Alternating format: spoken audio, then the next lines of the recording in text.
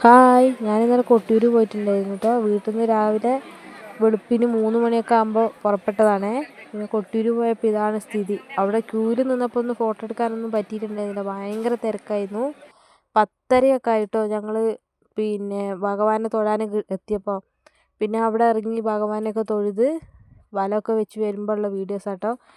പെട്ടെന്ന് ഇങ്ങനെ വീഡിയോ ഒക്കെ എടുക്കുമ്പോൾ ഫോണൊക്കെ ഇങ്ങനെ തട്ടി വെള്ളത്തിൽ വീഴുന്ന അങ്ങനെ ഒരു പേടി കൊണ്ട് അധികം വീഡിയോസൊന്നും എടുത്തിട്ടില്ല. പിന്നെ അത് ആനേൻ്റെ അവിടേക്ക് പോയപ്പോൾ ആന ഭയങ്കര ചീറ്റലൊക്കെ.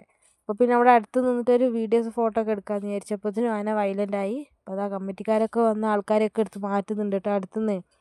അപ്പോൾ നമ്മളും അവിടെ നിന്ന് മാറി വന്ന് പിന്നെ ഇക്കരെ കൊട്ടിയൂർ വന്നു തൊഴുത് പുറത്തേക്ക് ഇറങ്ങിയപ്പോൾ രാവിലെ പോയതല്ല, അപ്പോൾ ഒന്നും കഴിച്ചിട്ടൊന്നും ഉണ്ടായിരുന്നില്ല. അപ്പോൾ ഒരു ഹോട്ടലിൽ കയറിയപ്പോൾ അവിടെ ഭയങ്കര വൃത്തികെട്ടൊരു ഹോട്ടൽ, ഭക്ഷണമായാലും മര്യാദയ്ക്കില്ല, ഭയങ്കര ഈച്ച ശല്യമൊക്കെ ആയിട്ട്. പിന്നെ അവിടെ നിന്ന് വിശപ്പിൻ്റെ ഊക്കിൽ അങ്ങനെ 2 പൂരിയും കടലക്കറിയും ചായയൊക്കെ വാങ്ങി കുടിച്ചു കേട്ടോ.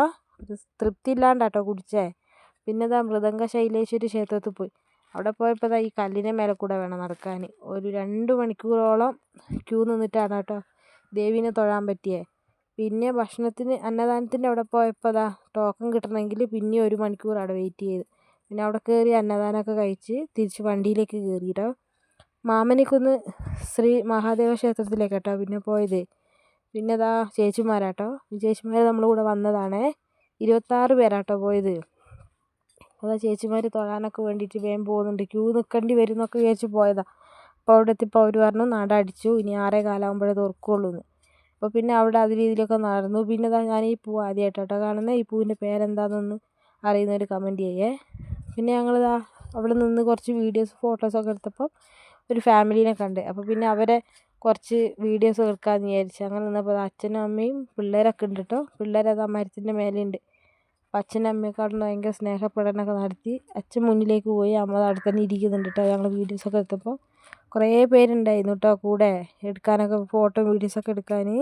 പിന്നെ പുറത്ത് ഇറങ്ങിയതാ ഒരു ചോക്കോ ബാറും പിന്നെ ഇതാ ഈ ഒരു സംഭവമൊക്കെ വാങ്ങിയിട്ടുണ്ടായിരുന്നു.